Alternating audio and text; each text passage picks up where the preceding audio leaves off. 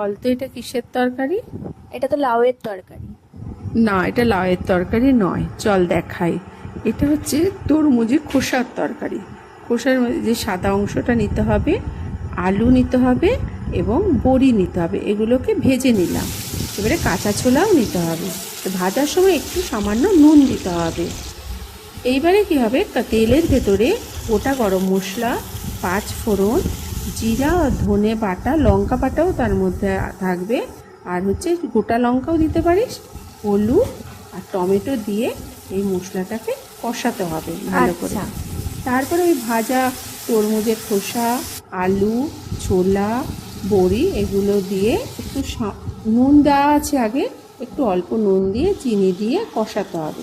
কষিয়ে তারপরে একটু প্রেসারে একটা সিটি দিয়ে তারপরে নামানোর সময় একটু ঘি দিয়ে নামিয়ে নিতে হবে। এটা তো খুব ইজি আছে, এটা তো করে দেখতে হবে কেমন হয়েছে।